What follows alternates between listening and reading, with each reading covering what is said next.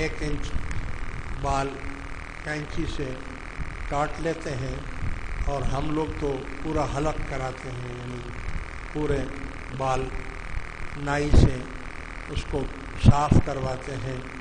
یہ خیال رہے کہ حالت احرام میں آپ خود بھی بال نہ کاٹیں اور کسی احرام والے سے بھی بال نہ کٹوائیں، کیونکہ اس کے اوپر دم آ جائے گا۔ بال آپ کے وہ شخص کاٹے گا جو خود احرام میں نہ ہو، احرام سے باہر ہو۔ جیسے نائی ہے تو نائی تو احرام میں نہیں ہوتا ہے، مگر اگر کوئی کینچی سے ترشوانا چاہتا ہے تو وہ بھی کسی ایسے آدمی سے ترشوائے گا کہ جو احرام کی حالت میں نہ ہو۔ لہذا اب جب آپ کا احرام اب اتر جائے گا، آپ جائیں، غسل کریں، نہائیں دھوئیں اور اپنے احرام کو اتار دیں اور اپنے جو عام کپڑے ہیں وہ کپڑے آپ پہن لیں، اور اس کے بعد جب تک نصیب میں ہے اور وہاں رہنا ہے حرم میں، تو کعبۃ اللہ شریف میں جا کر طواف بھی کریں، نمازیں بھی پڑھیں اور قرآن شریف کی تلاوت کریں اور ذکر کریں، درود شریف پڑھیں۔ جو بھی اللہ نے آپ کو توفیق دی ہے اس توفیق کے مطابق آپ وہاں رہتے رہیں گے۔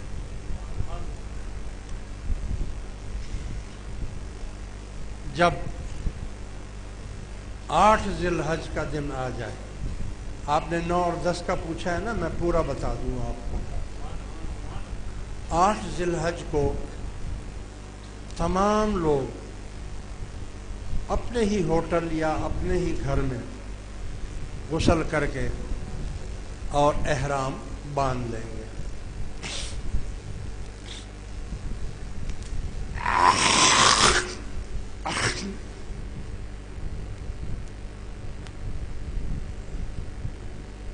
احرام باندھ کر آپ اگر آپ کے پاس وقت ہے، ٹائم ہے، اور وہاں بہت زیادہ رش ہوتی ہے، یعنی 20 لاکھ حاجی وہاں ہوتا ہے، تو بڑی مشکل سے، اسی لیے کہتے ہیں کہ حج کرنا جوانی میں یہ بہت اچھا حج ہوتا ہے۔ بوڑھے، ضعیف، غریب بیچارے ہر کام پورا نہیں کر سکتے ہیں۔ اگر آپ کو اللہ نے توفیق دی ہے تو آپ حرم شریف جا کر وہاں پر طواف کر لیں، اور طواف کے بعد آپ وہیں سے روانہ ہو جائیں۔ اگر بہت زیادہ رش ہے اور آپ کے بس میں نہیں ہے کہ آپ طواف کر سکیں گے، تو باہر سے آپ کے پاس جو بھی معلم ہوگا اس نے آپ کے لیے انتظام کیے ہوں گے بس کے یا جانے کے، تو بسوں میں بیٹھ کر آپ منا شریف چلے جائیں گے۔ منا میں، پورے منا میں جو وہاں کے جو شرکے والے ہیں یا جو آپ کا معلم ہے، ان سب نے خیمے لگائے ہوئے ہوں گے، اور آپ کو خیمے کا نمبر بھی دیا ہوگا اور خیمے کا نشان بھی دیا ہوگا، اور بس جب آپ کو وہاں قریب ہی اتارے گی تو آپ اپنے ان خیموں کو ڈھونڈ کر اسی خیمے میں چلے جائیں گے جو خیمہ آپ کے لیے مختص ہے، اور ظہر سے پہلے آپ کو منا پہنچنا ہے، اور ظہر کی نماز منا میں پڑھیں گے آپ، اور پھر منا میں ہی قیام کریں گے۔ منا میں 5 نمازیں آپ نے پڑھنی ہیں، ظہر، عصر، مغرب، عشاء، اور پھر دوسرے دن فجر۔ اس طرح یہ 5 نمازیں جب آپ پڑھ لیں گے تو فجر کی نماز پڑھ کر آپ پھر मुअल्लिम ने आपके लिए बसों का इंतज़ाम किया होगा।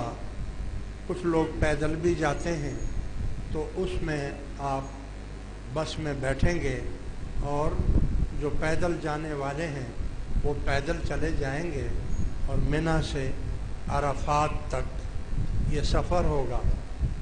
चूँकि बहुत ज़्यादा रश होती है, बहुत ज़्यादा तकलीफ़ दह सफ़र होता है, अगरचे थोड़ा सा होता है 8-10 किलोमीटर का है, लेकिन इतनी ज़्यादा रश होती है कि चींटी की चाल वो बसें चलती हैं, बड़े आस्ते आस्ते, और धुआं भी बहुत होता है, धक्कड़ बहुत होती है बसों का और ट्रैफिक का और धूल वगैरह।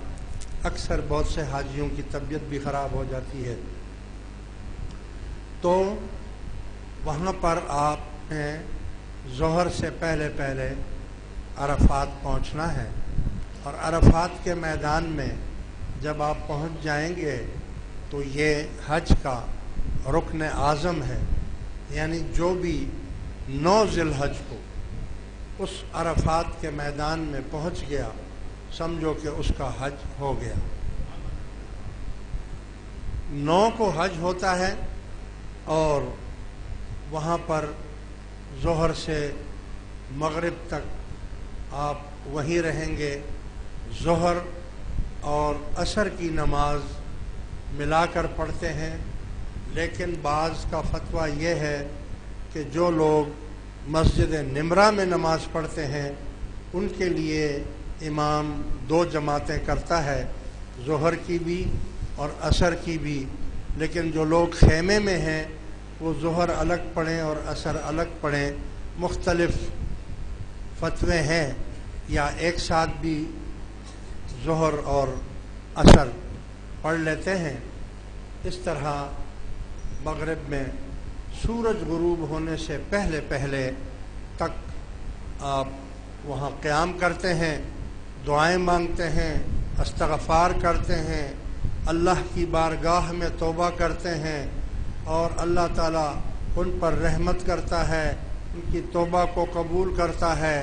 और इस तरह वो मगरिब की सूरज गुरूब होने से पहले पहले वहाँ से रवाना हो जाते हैं। मगरिब की नमाज वहाँ नहीं पढ़नी है। अरफात में सुन्नत यही है कि वहाँ से फिर आप वापसी का सफ़र करना शुरू करेंगे और मगरिब वहाँ नहीं पढ़ेंगे, बल्कि अरफात और मिना के दरमियान में एक मुकाम है जिसको मुज़दलिफ़ा कहते हैं। मुज़दलिफ़ा पहुँचकर आप रात का टाइम होगा, मगरिब और इशा की नमाज एक साथ पढ़ेंगे।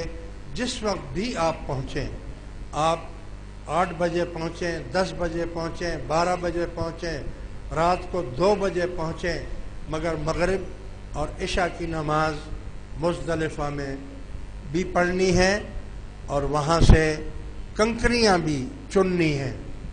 कंकरियाँ वहाँ से आप चुनेंगे, क्योंकि रात भर मुज़दलिफ़ा में रहना है और सुबह फजर की नमाज पढ़कर फ़ौरन वहाँ से मुज़दलिफ़ा से मिना की तरफ वापस जाना है। इसलिए वहाँ से आप कंकरियाँ चुनेंगे। कंकरियाँ गालिबन हर शैतान को 7 कंकरियाँ मारनी है।